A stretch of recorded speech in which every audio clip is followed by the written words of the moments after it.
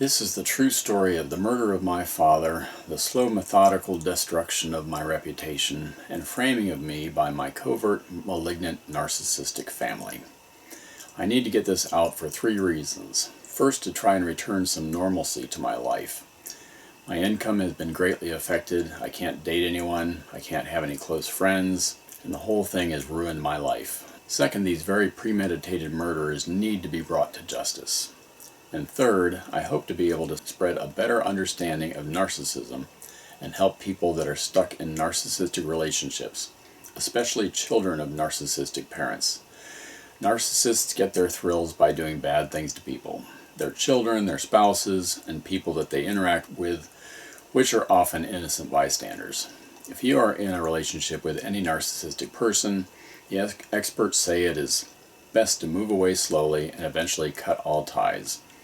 If you are a child of a narcissistic parent, you should work to get away. Don't think that it's going to get better, because it never will. Part of my mother's life work has been to ruin my life in any way possible, and she has managed to do that very effectively since the day I was born. I will explain that more thoroughly after presenting proof of my father's murder. As far back as I can remember, Mom would get very mad at Dad and treat him horribly. After she kicked him out, I took the brunt of the abuse for the next 6 years until Joe came along.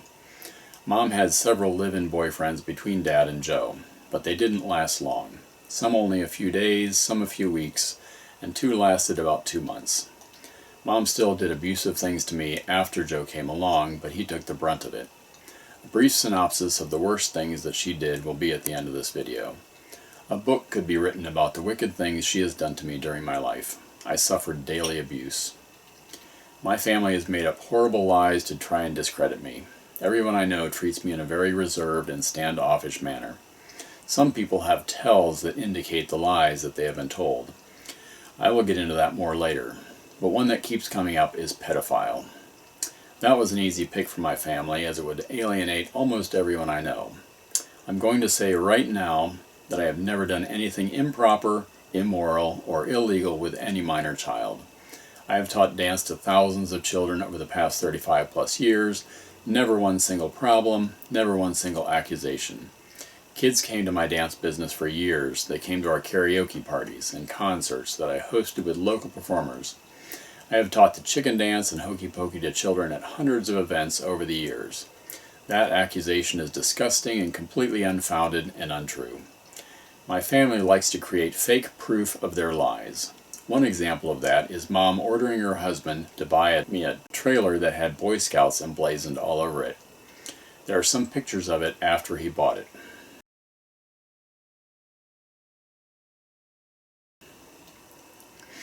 Here's the first thing that came up when I did a Google search on the Boy Scouts after he bought the trailer. I have the paperwork showing Joe as the buyer of this trailer, and that it was owned by the Boy Scouts of America. As soon as he bought it, I knew what they were up to. I let him know I was not going to take it. He asked if I wanted him to remove the lettering. I said yes. Then it needed to be repainted because the sticker residue could still be read. Then he had someone fabricate aluminum ramps for it. All told, I could have bought a new trailer for the money he put into that old used one. The reasoning behind that purchase is obvious. I had requested Joe look out for an enclosed trailer that I could convert into a camper. How would it look for me to be pulling and camping in a Boy Scout trailer with a bed in it? Joe had looked at hundreds and probably thousands of used trailers, and that's the one they picked. I told Joe clearly in a text that I still have, there were 3 things I was looking for in a trailer. I wanted a ramp door, a 12-foot long trailer with a single axle. It did not have a ramp door, which was the most important thing, and it was not 12 feet long, so it had 72 cubic feet less room for camping equipment, bed, kitchen, sink, and other necessities. There are several other lies being spread as rumors, including that I cheated my sister and brother out of my dad's estate, which is actually the exact opposite. I have approached a couple of friends to help me organize the mountains of facts and evidence that I have in this case into a presentable manner. Shortly after explaining this and showing some of the evidence to them, they stopped communicating and became rather distant. I know that Mom had hired private investigators in the past. Her husband Joe had gotten caught for cheating on Mom with a prostitute for 20 years of their marriage. Mom called it Joe's revelation. She hired a private investigator at that time to investigate some of Joe's activities. I'm very sure that Mom was withholding sex from Joe that entire time. I have some evidence indicating that. Mom and Joe met at the bank that Mom was working at as a teller. He became live-in boyfriend number 7. After Mom kicked Dad out, her bedroom was shared with many men. I will give evidence and descriptions of the 6 men that I know of that came before Joe. Mom had full access to all of Joe's accounts. She could see the massive balances he had and the massive deposits he was making several times per week. To Mom, Joe was unattractive, but an adequate and generous man who could help her get her daughter through medical school. Mom has always been addicted to money, and the power it has in impressing and manipulating people. Joe is still married to his previous wife for more than 4 years after he started living at our house. His son was born to his ex-wife 2 years after he started living at our house. I have irrefutable evidence that Joe was living at our house while he was still married to his ex-wife. Shortly after Joe started living at our house, he began taking me to his warehouse. He would brag about the loads of scrap he sent to the refineries and how much money he made on each load. Every week the profit he told me of added up to over $120,000. That's profit with all the expenses taken out. For those that don't like to do math, that is over $6 million per year. That was in the early to mid-1980s. I don't know how much he brought home to Mom, but she knew all the numbers, what he deposited and what he paid out, and surely would have expected a big chunk of his profits to be brought home. Everything I am stating is true. My family will get tangled up in their lies as they try to talk their way out of everything they have made up and done, especially their murder of my father. They won't be able to talk their way out of that once the true facts are revealed. Their lies and rewritten history have been unchallenged until now. My sister is a medical doctor, specializing in cardiopulmonology. Mom builds her up to be Wonder Woman, but the truth is quite different. She has lived a very decadent lifestyle. By age 31, she had slept with so many men that, as she says, she honestly can't remember how many she has been with. She's a very skilled liar and deceiver. She committed adultery, as did her husband. They pretty much had an open marriage. I have solid video evidence of these accusations. My brother has a PhD in anatomy, so he is allowed to call himself doctor. At the time of his father's death, he was 47 years old and had never had a full-time job. He had never worked a 40-hour week, and I doubt that he ever worked an 8-hour day. A few weeks after he graduated with his PhD, Mom called me and told me that Dr. Roger did not want to work at a small college, did not want to move out of town, and that there was too much bad blood at the university that he graduated from to get a job there. So he wasn't going to get a job. 16 years of tuition, housing, utilities, cars, all expenses paid, money for eating out, bars and strip clubs 5 nights per week, adds up to well over $1 million that Joe paid out. All that, and Dr. Roger decided he didn't want to work. He and Mom had dreamed up a fake Craigslist business so that he could show income during his 16 years of college. Mom deposited money that she embezzled from Joe into Roger's account. Then she would take money out to pay Roger's bills. His and Mom's plan was for Dr. Roger to continue after college with this fake Craigslist business. I would like to know what his reported income was. It would have been impossible for him to have made that kind of money. Their story was of him pulling junk out of dumpsters and selling it on Craigslist. After graduating, he made up a convincing website of his non-existent business with a bunch of fake testimonials on it. During his 16-year Playboy education, he also studied psychology. He told me at one point very confidently that he could falsify a lie detector test. He also had an interest in hypnosis. During his 16 years of partying 3 to 5 nights per week at his favorite bars and strip clubs, he told me about the psychological games he played on girls and women that he met. That nightlife provided him the ultimate laboratory in which to practice his psychology. I know that Dr. Roger has made up stories about various fake jobs that he has held. These should be investigated thoroughly. Interviews should be conducted with people that he claims to have worked with. He has had no significant job his entire life. When Roger was 18, he got arrested and thrown in jail for impersonating a police officer, which is a felony. Roger's first car was a retired police car. The decals and lettering had been painted over before Joe bought it at an auction. Roger found matching paint and painted the stars and lettering back on it.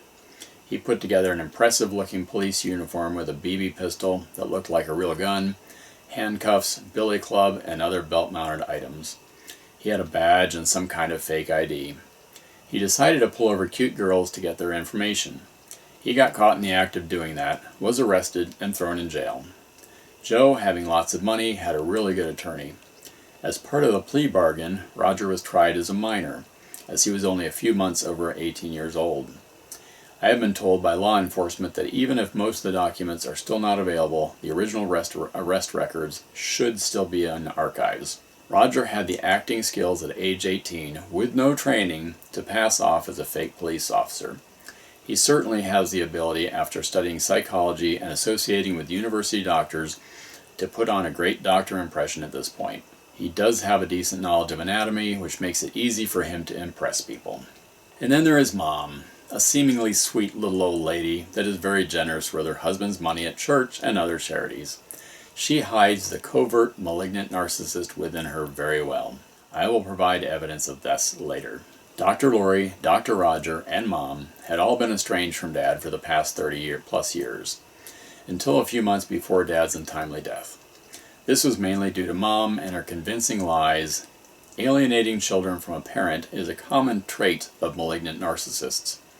Anytime I brought up that I had done something with Dad, she would go into this 3 or 4 minute rant. "Why do you have anything to do with your father? He had nothing to do with you kids. It was all me. He never paid child support. She had to pay for the house." She would go on and on.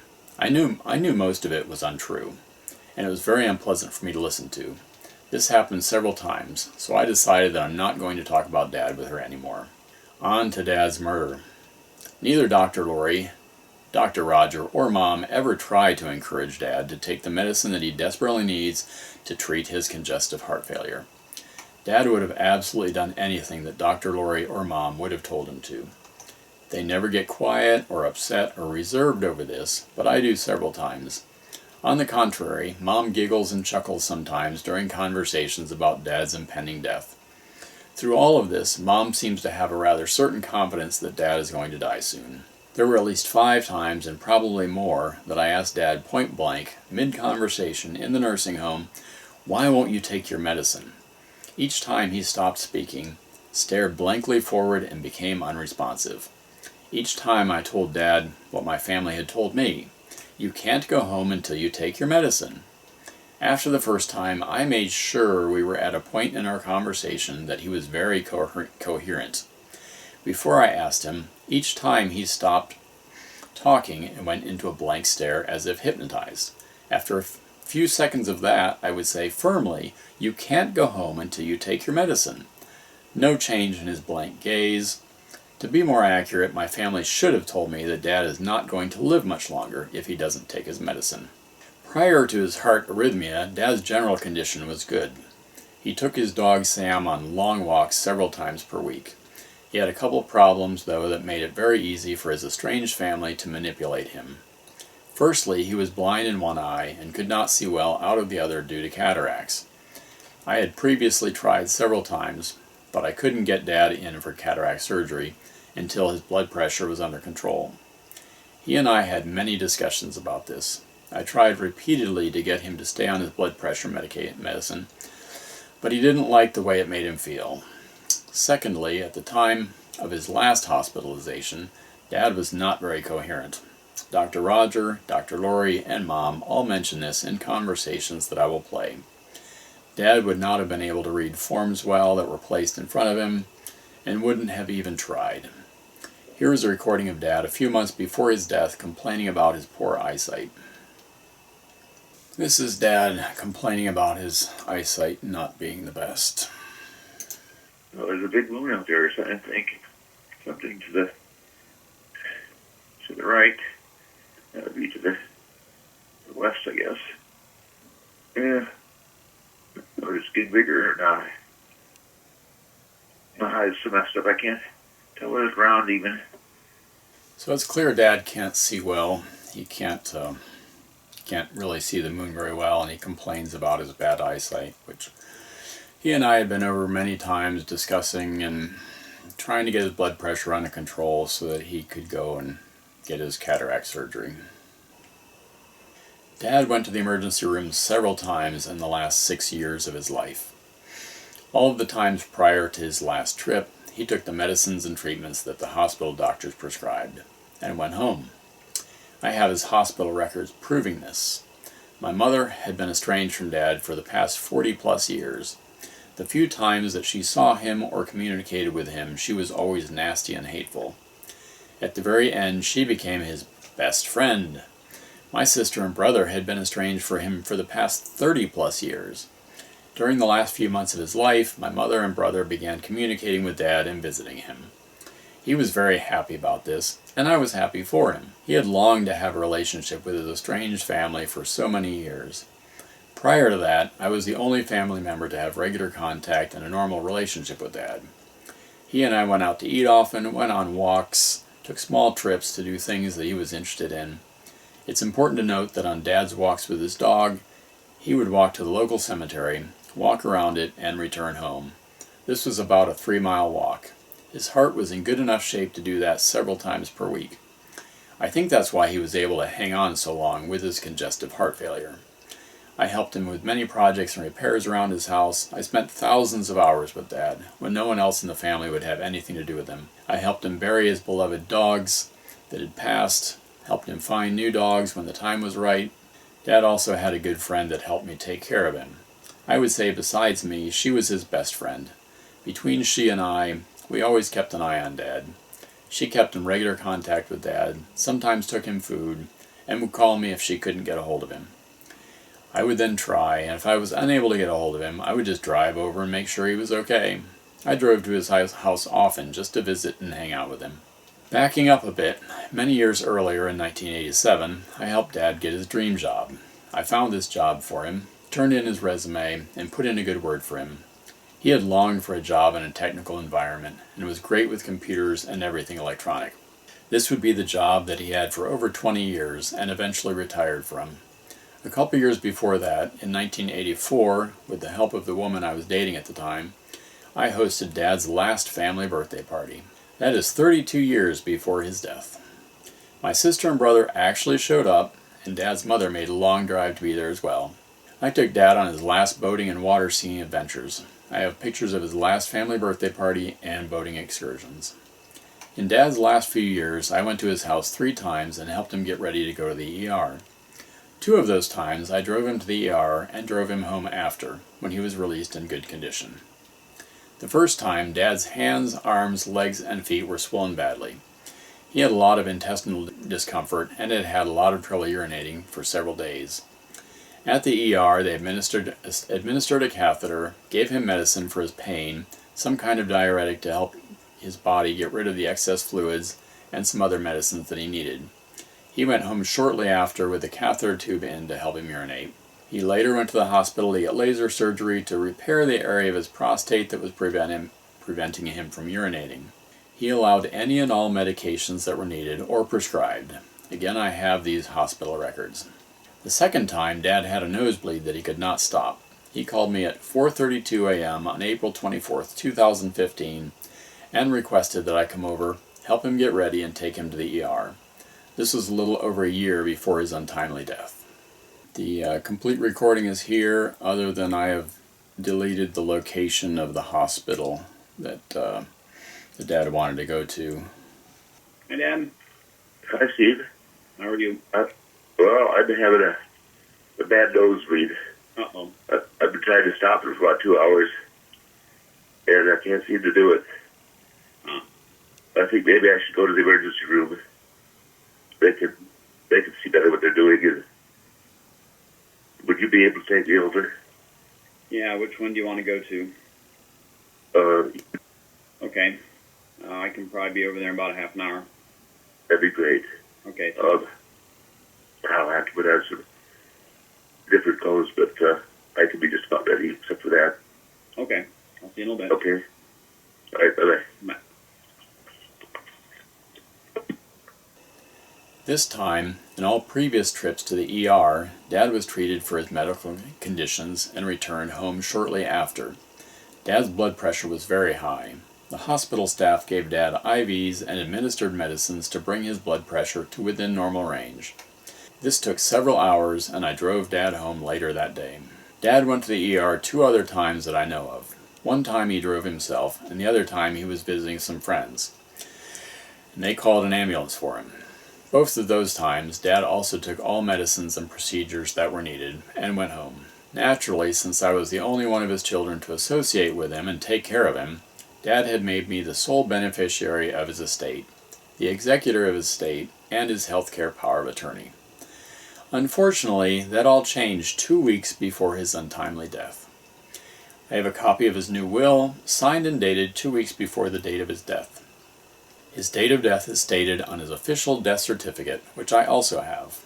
This new will split his estate between myself and his 2 estranged children.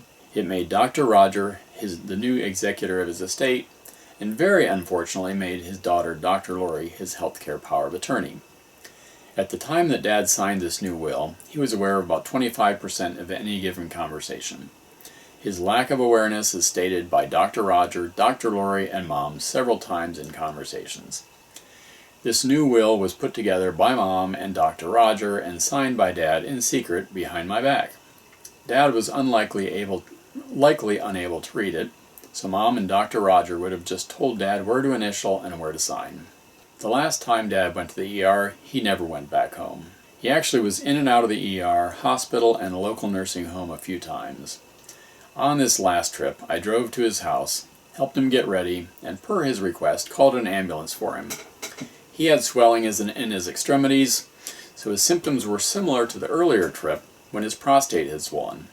This time he was able to urinate fine. There were a lot of strange things that started happening around this time. Dr. Roger had recently been to Dad's house at least 2 times. Dr. Lori had called Dad and expressed some interest in him. Mom had even called him. She wanted Dad to call her if he needed to go to the ER again. She was also planning a family reunion for Dad after all these years. Interestingly, Mom and Dr. Lori, who hadn't seen Dad for decades, were there on day 1 and day 2 of Dad's last ER visit. This was more than either of them had visited Dad in the last 42 years. Mom became his new best friend, attending to him at the hospital and taking Dad to all of his appointments after he went into a nursing home. On this last fateful trip, Dad mysteriously started refusing medicine. He wanted to treat himself naturally. One has to wonder why he even wanted to go to the ER.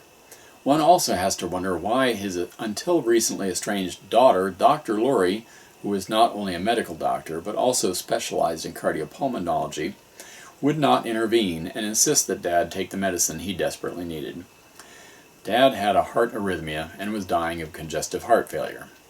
Why would a woman with such credentials and expertise not try to convince her father to take the medicine he desperately needed to control this and save his life? The next several weeks would be the last of Dad's life. They would be unpleasant as he struggled to breathe, coughing frequently while drowning in his own body fluids. He would be confronted by doctors that advised him that if he didn't take the medicine that he needed, that he was going to die. Again, early on, my family told me that Dad couldn't go home until he took his medicine. This was sort of a true statement, but rather misleading, and bought them a lot of time to carry out their evil plan. Mom was on the scene almost daily and went to all of Dad's appointments with the doctors, so I wasn't getting a true sense of what was going on. At the time, I was managing 7 rental properties, rehabbing one of them, managing a farm, doing electrical work on the side, and teaching dance. From my standpoint, it was nice to have some help with Dad.